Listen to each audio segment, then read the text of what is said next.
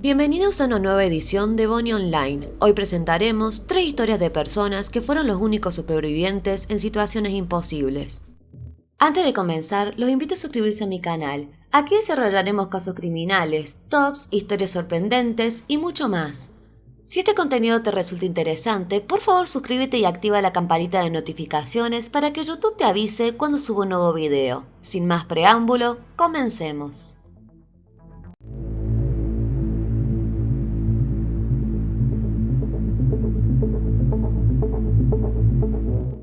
Era el 25 de agosto de 2010, en la República Democrática del Congo, cuando el piloto de 39 años, Chris Wilson, se montó en un vuelo doméstico que iba desde la capital Kinshasa hasta el aeropuerto regional de Bandundu.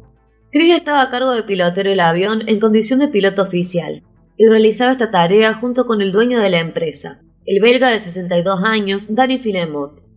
Chris había estado trabajando para esta compañía con el objetivo de recaudar las horas suficientes de vuelo para obtener su licencia, pero estaba preocupado por la capacidad de vuelo de su compañero y jefe. Siempre que había volado con él, habían tenido uno que otro incidente, y Chris a menudo le comentaba a amigos y familiares que no sabía cómo Danny podía llegar a ningún lado o siquiera estar vivo. Su vuelo era tan malo que ni siquiera podía leer los instrumentos, y a menudo mantenía la nave en condiciones inseguras y deplorables.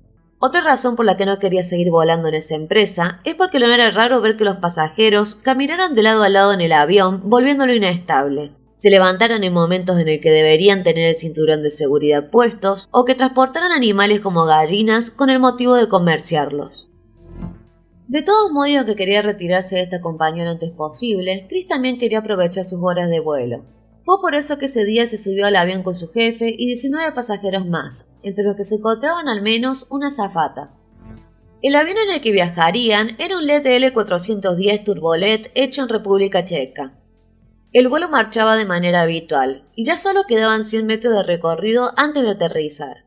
Fue en ese momento que las personas que se encontraban en la zona vieron como el avión, el cual se encontraba lleno de su capacidad máxima de pasajeros, caía como una hoja, estrellándose y explotando en contra de una choza que por fortuna se encontraba desocupada en ese momento.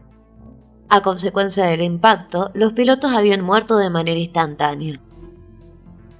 Desde la ruina del avión, las personas rescataron a un pasajero. Este se encontraba gravemente herido, pero falleció poco tiempo después debido a la magnitud de sus lesiones. Solo quedó un superviviente, de identidad desconocida, que relató lo que había sucedido en la avioneta.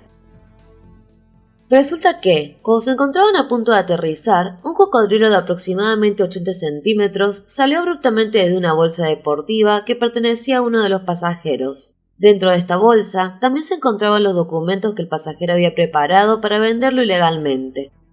Pero el animal había decidido liberarse a solo minutos de llegar a destino. La azafata estaba realizando sus tareas con normalidad, cuando de repente se encontró de frente con el animal. Este se encontraba considerablemente molesto a causa del cautiverio. Aterrada, corrió inmediatamente a la cabina del piloto. Lo que sucedió después fue un absoluto desastre. Los pasajeros empezaron a gritar y correr intentando alejarse del cocodrilo. Imitaron el mismo comportamiento de la azafata, y corriendo todos a la vez y en forma de estampida se dirigieron a la cabina de pilotos. Este suceso cambió radicalmente el centro de gravedad de la nave, haciendo que se derrumbara. Si bien esta historia parecía descabellada, el testimonio del sobreviviente se respaldó cuando, desde las ruinas del avión, los rescatistas divisaron algo moviéndose entre los escombros. Irónicamente, el cocodrilo sobrevivió al accidente, pero de inmediato fue asesinado a machetazos a manos de los rescatadores.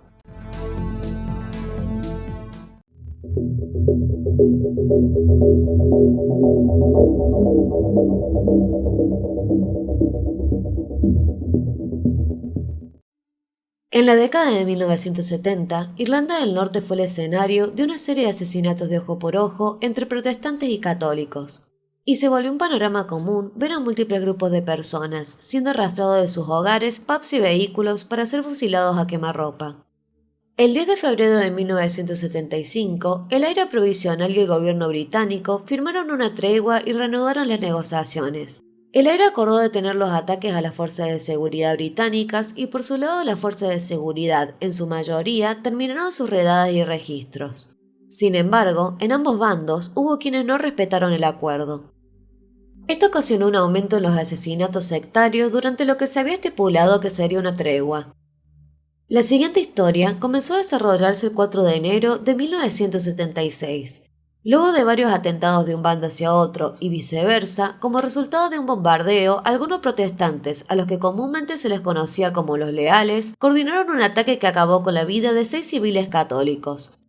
3 miembros de la familia Reeves y 3 miembros de la familia O'Down habían sido ejecutados a tiros con 20 minutos de diferencia.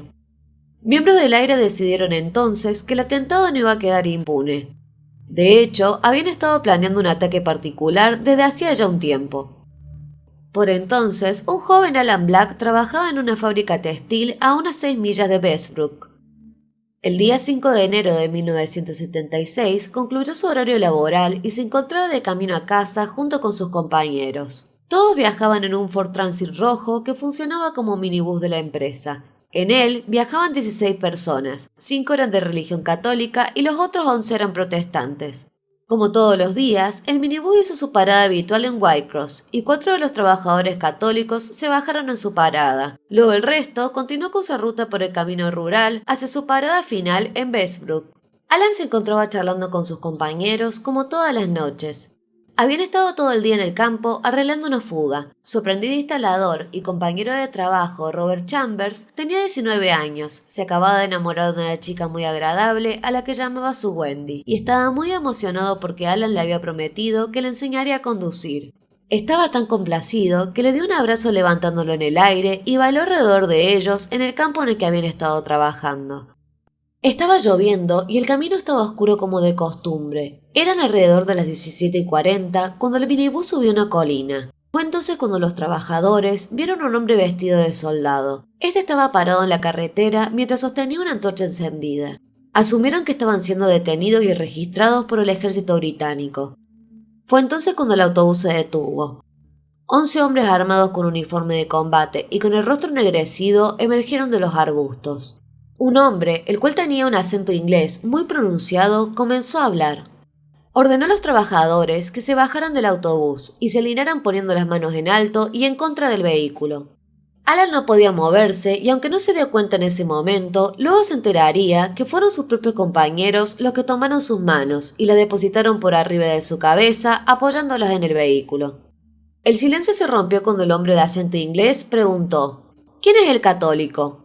El único católico que quedaba en el grupo era Richard Hughes. Sus compañeros de trabajo, ahora temiendo que los pistoleros fueran leales que habían venido a matarlo, intentaron impedir que se identificara. Richard sintió como 2 de sus compañeros apretaron fuertemente su mano en un intento más por evitar que se pusiera a sí mismo en la línea de fuego. Sin embargo, cuando Richard dio un paso adelante, el pistolero también avanzó y lo tomó fuertemente por un hombro. En el frío silencio de la noche, los obreros escucharon como el hombre armado le ordenaba que bajara por el maldito camino y no mirara atrás. Richard comenzó a correr por la carretera lo más rápido que pudo. Alan y los demás ya no pudieron verlo. En ese momento comenzaron a sentirse nerviosos. Lo que sucedería luego dejaría perpleja a la sociedad aún 40 años después. En la fila quedaba un espacio en el que había estado Richard, y se les ordenó cerrarla, por lo que los obreros volvieron a acomodarse de la misma manera en la que estaban anteriormente, pero acercándose unos a otros para cubrir el espacio vacío. Los atacantes comenzaron a golpearlos. Alan recibió un golpe tras otro hasta que finalmente oyó al hombre de acento inglés dirigirse a sus compañeros. Fue entonces cuando dijo una palabra: «Bien». El sonido de la ráfaga de disparos lo ensurdeció. Le dispararon a lo largo de 10 segundos. Alan escuchó a sus compañeros gritar de dolor. Los que no podían gritar se encontraban gimiendo. Sintió el nivel más increíble de dolor, como si alguien le estuviera clavando agujas calientes en todo el cuerpo. Su joven aprendiz ahora estaba herido y tirado sobre sus piernas. En ese momento, el hombre volvió a dar una orden: «Acaben con ellos». Lo que siguió fue una lluvia de balas. Alan vio las botas de sus ejecutores y la punta de sus rifles. Los cuerpos de sus amigos se amontonaban uno encima del otro a consecuencia del impacto de las balas. A forma de remate, uno de los hombres armados comenzó a caminar entre los cuerpos para dispararle a cada uno en la cabeza. Vio una imagen que se quedaría con él para siempre. Robert, que todavía se encontraba encima de sus piernas, comenzó a llorar pidiendo por su madre cuando vio que uno de los atacantes se preparaba para dispararle en la cara. Alan vio con horror cómo ese rifle le volaba a la cabeza, interrumpiendo para siempre el pedido desesperado por su madre de lo que parecía ser un niño. Alan pensó en cómo podía suceder algo tan terrible, cómo podían dispararle a un niño que se encontraba tendido en una cuneta pidiendo en llanto por su madre. Tendido desde el suelo húmedo y frío, pudo ver cómo los hombres le disparaban a cada uno de sus compañeros. Pudo ver, de una manera muy nítida, cómo le disparaban de esta forma a su compañero John McConville. En ese momento se dio cuenta de que la única oportunidad que tenía para sobrevivir era no estremecerse, no moverse. Fue entonces cuando recibió un balazo en su cabeza. El mismo hombre que había asesinado a su aprendiz ahora iba por él. Por suerte, la bala rozó su cráneo y no impactó en su cerebro. Alan fingió estar muerto mientras sus atacantes se alejaban casualmente de la escena. Perdía la conciencia por momentos y en determinado instante se produjo una lluvia liviana. Aunque la noche estaba helada, metió su cabeza en un chorro de agua para intentar aliviar el ardor corporal que sentía. Pudo ver la sangre brotar de su pecho y trató de tapar el agujero con sus dedos para no desangrarse. En el lugar reinaba el absoluto silencio. Sabía que sus amigos estaban muertos. Alan luego diría que no sabía que se pudiera oler la muerte, pero que esa noche fue capaz de hacerlo. Estaba seguro de que iba a morir. Cerró los ojos y perdió la conciencia. En algún momento, Alan recobró el sentido nuevamente y escuchó lo que parecían ser las voces de una mujer y un hombre rezando. El matrimonio se había encontrado con la escena de casualidad, y pensando que no había nadie con vida, estaban rezando por las víctimas del atentado.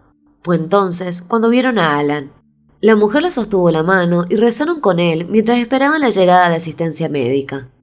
Durante por lo menos 30 minutos, Alan esperó la ambulancia en compañía de la pareja, mientras estaba tirado en la carretera helada.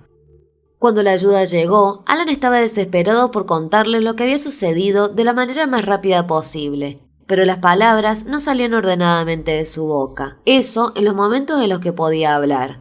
Alan pensó que iba a morir y nadie sabría lo que había sucedido. En el hospital lo esperaba un sacerdote que le preguntó si era católico. Alan respondió que no, pero le rogó que no lo abandonara. El sacerdote, lejos de hacer esto, rezó con él hasta que se quedó dormido a causa de la anestesia. Algunos miembros de la familia Reeves se toparon con la escena de la masacre mientras conducían de camino al hospital para recoger el cuerpo de sus familiares. Esa noche se dispararon alrededor de 136 balas en contra de los pasajeros del minibús. Estas proveían de rifles automáticos y semiautomáticos, entre otras armas. Alan recibió 18 heridas de bala esa noche y su supervivencia fue considerado un milagro. Pero todavía le quedaba mucho para sanar. Cada vez que despertaba, le preguntaba a la enfermera por la hora, ya que siempre pensó que iba a morir.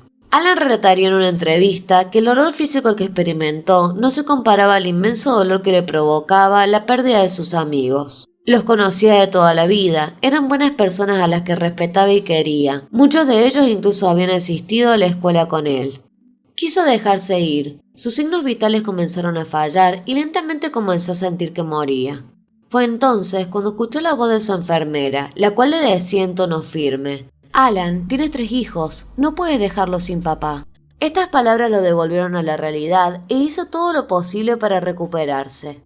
Al día siguiente del atentado, unas personas desconocidas se comunicaron con la policía haciéndose responsables por la masacre. Establecieron que eran un grupo independiente del AIRA, declarando que el atentado había sido en respuesta por el asesinato de los 6 católicos la noche anterior, y que no habría más acción de su parte si los leales detenían sus ataques. En el momento del atentado, los responsables fueron señalados como parte del AIRA, lo que se confirmó más tarde en un informe del 2011 del equipo de consultas históricas. En ese informe se denunció incluso que no se le tomó declaración a los testigos que estuvieron presentes esa noche. En su momento, algunos miembros de la Fuerza de Seguridad iniciaron una campaña de hostigamiento contra la familia Reeves y acusaron a Eugene Reeves de organizar la masacre, ya que 3 de sus hermanos habían sido asesinados por leales el día anterior. Sin embargo, la noche de la masacre, cuando Eugene llegó al hospital, los cuerpos de los obreros asesinados estaban siendo llevados al depósito de cadáveres. Eugene entró a la habitación donde se reunía la familia de los trabajadores y lloró con ellas. Al escuchar las acusaciones de las autoridades, Alan Brack se dirigió personalmente a la casa de Eugene Reeves para decirle que sabía que él era inocente. En enero de 2017, el equipo de consultas históricas presentó una disculpa formal ante la familia, exonerándolos de cualquier responsabilidad por la masacre. Cada año, para el aniversario del atentado, Alan presenta sus respetos en el homenaje que se realiza en honor a sus compañeros. Afirmó que la experiencia nunca lo abandonó, diciendo: "He sufrido secuelas físicas y mentales, pero la familia de los hombres que murieron han sufrido mucho más". Su dolor continúa todos los días, y espero que encuentren consuelo en el informe del equipo de consultas históricas. Aunque parezca increíble, al día de hoy no se ha juzgado a nadie como responsable del atentado que acabó con la vida de los 10 trabajadores.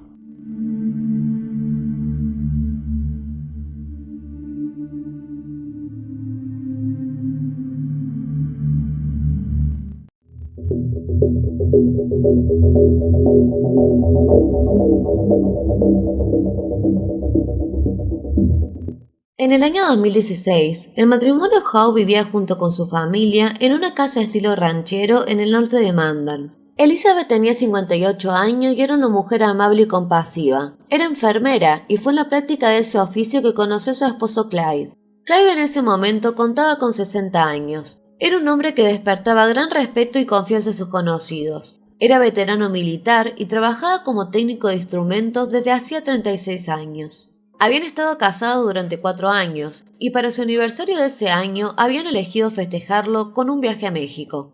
La familia era muy apreciada por las personas del vecindario. Esto se debía a la amabilidad de todos los miembros de la familia. Cada uno de ellos tenía 3 hijos, y era muy común que Clyde ofreciera grandes parrilladas para sus amigos y vecinos en el patio trasero de su casa. El matrimonio incluso estaba planeando un viaje de graduación para Eliana, quien era la hija de Elizabeth. La adolescente era una chica muy amable que tenía un interés especial en el coro y el canto. Estaba muy involucrada con sus estudios y es por eso que sus padres pensaron que el regalo de graduación era una muy buena idea. Pero lamentablemente el viaje no podría efectuarse, dado que la tragedia se hizo presente en la familia. La mañana del día 14 de diciembre de 2016, la familia inició su rutina como normalmente lo hacía.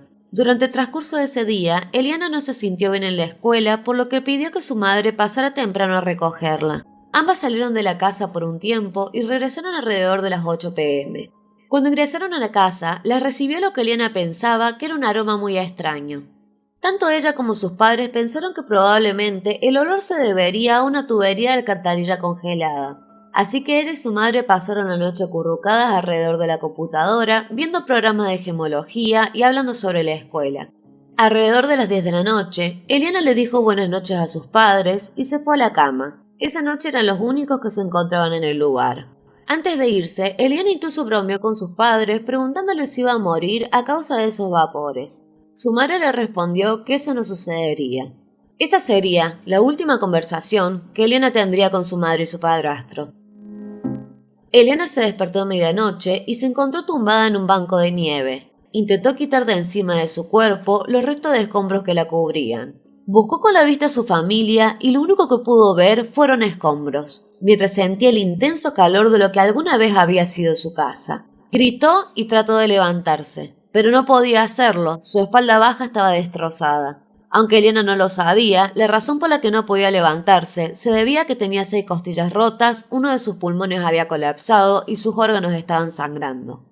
Eliana estaba aterrorizada. Continuó gritando en busca de ayuda, pero no recibía respuesta. Fue entonces cuando comenzó a rezar. Eliana había aceptado que iba a morir. Fue entonces, en el medio de la oscuridad, cuando Eliana reconoció lo que para ella era un rostro familiar. Uno de sus vecinos había escuchado la explosión cuando se encontraba limpiando la nieve de su entrada. Depositaron al adolescente de 17 años en la parte trasera de una ambulancia, y fue allí cuando supo que su madre había muerto en la escena. Clyde había sido encontrado tendido en la nieve a temperaturas bajo cero. Había sobrevivido a la explosión y estuvo despierto y hablando durante todo el camino hacia el hospital, pero lamentablemente murió de un paro cardíaco. La chica era la única superviviente de la tragedia. Después de la explosión, Eliana pasó 10 días en el hospital donde los médicos fusionaron la parte inferior de su columna. Necesitaba una transfusión de sangre de 2 litros y un tubo torácico. Estaba gravemente herida, pero estaba viva. Eliana no había convivido con su padre en varios años, pero se mudó con él cuando recibió el alta hospitalaria.